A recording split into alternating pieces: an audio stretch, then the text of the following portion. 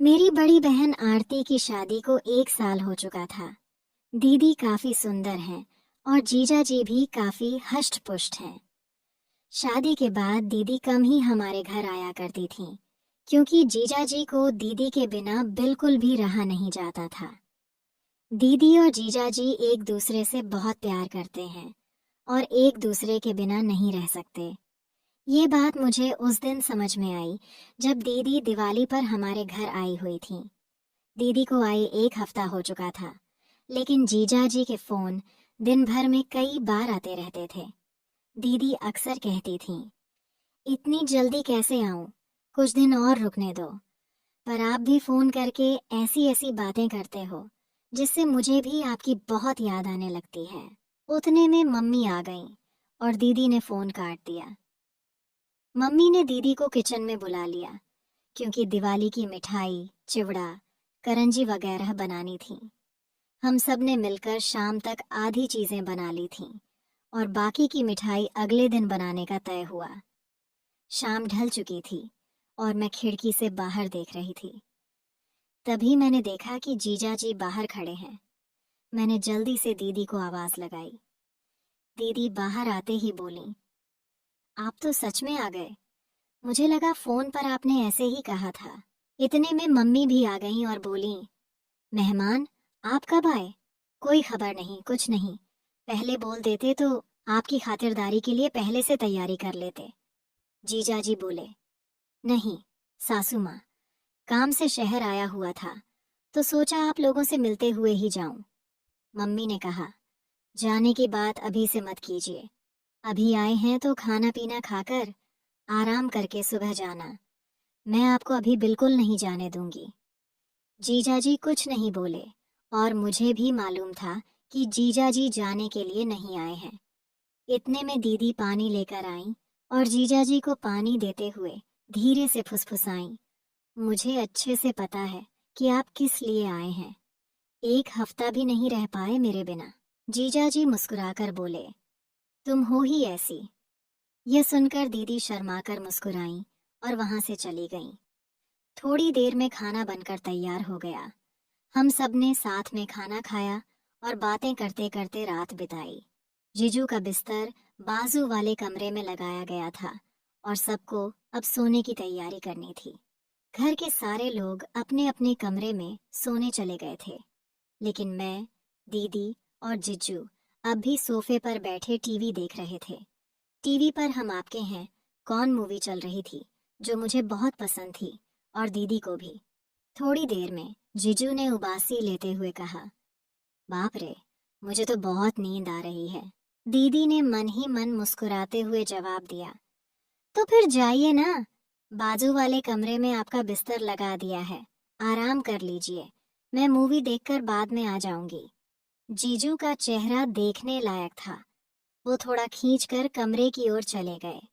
मुझे और दीदी को हंसी आ रही थी, लेकिन हमने कुछ नहीं कहा। हम दोनों मूवी देखने में लगे हुए थे। कुछ देर बाद दीदी ने मुझसे कहा, छोटी, मुझे भी अब नींद आ रही है, मैं सोने जा रही हूँ। मैंने तुरंत कहा, दीदी, अगर तुम भी चली जाओगी तो मुझे डर लगेगा। तुम्हें पता है ना, रात में मुझे अकेले डर लगता है। दीदी थोड़ा ठिठकी और बोली, ठीक है, थोड़ी देर रुक जाती हूँ। उसी वक्त जीजू ने कमरे से आवाज लगाई, आरती, पानी चाहिए। दीदी ने तुरंत कहा, रुको छोटी, मैं तुम्हारे जीजू को पानी देकर आती हूँ। मैंने कहा, ठीक है, पर जल्दी आना। दीदी किचन से पानी की बोतल लेकर जीजू के कमरे में चली गईं। मैंने सोचा, अभी आएगी, अभी आएगी। लेकिन 5 मिनट बीत गए और पूरे घर में मुझे कोई नजर नहीं आया। डर के मारे मैंने दीदी को आवाज दी। थोड़ी ही देर में दीदी कमरे से बाहर आईं। उनकी साड़ी थोड़ी अस्त व्यस्त थी, बाल बिखरे हुए थे और सांसें तेज चल रही थीं। मैंने घबरा कर पूछा, दीदी, इतनी देर क्यों लगा दी? मुझे डर लग रहा था। दीदी ने हंसते हुए कहा, अरे वो कुछ नहीं, तुम्हारे जीजू को बहुत प्यास लगी थी, इसलिए पानी देने में थोड़ा समय लग गया। इतने में जीजू कमरे से बाहर आए और बोले, अरे मेरे फोन की बैटरी खत्म होने वाली है, क्या तुम मेरे लिए चार्जर ला दोगी? दीदी ने जवाब दिया, ठीक है, देखती हूँ, आप यहीं रुकिए। लेकिन जीजू ने कहा, अरे तुम देखो, मैं कमरे में वेट करता हूँ। यह कहते हुए वे वापस कमरे में चले गए। दीदी मेरे कमरे में गई और वहां से मेरा फोन चार्जर उठाकर जीजू को देने उनके कमरे में चली गई। मैंने सोचा कि चार्जर देकर वो तुरंत वापस आ जाएंगे, लेकिन थोड़ी देर बीत गई और दीदी का कोई अता पता नहीं था। मैंने एक बार फिर से दीदी को आवाज दी, लेकिन कोई जवाब नहीं आया। मैं समझ गई कि शायद दीदी चार्जर लगाकर फोन की चार्जिंग में व्यस्त होंगी। थोड़ा डर भी लग रहा था, इसलिए मैंने टीवी बंद किया और अपने कमरे में सोने चली गई। लेकिन मुझे नींद नहीं आ रही थी। बिस्तर पर लेटकर मैं अपना फोन चलाने लगी। आधे घंटे बाद मेरा फोन डेड हो गया, उसकी बैटरी खत्म हो चुकी थी। अब मैं इधर उधर चार्जर ढूंढने लगी, लेकिन याद आया कि मेरा चार्जर तो दीदी ले गई है।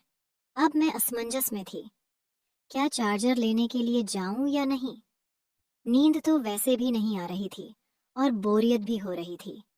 मैंने सोचा कि शायद चार्जिंग अभी शुरू ही हुई होगी। मन ही मन मैंने तर्क किया कि आजकल के फास्ट चार्जर कितनी जल्दी फोन चार्ज कर देते हैं।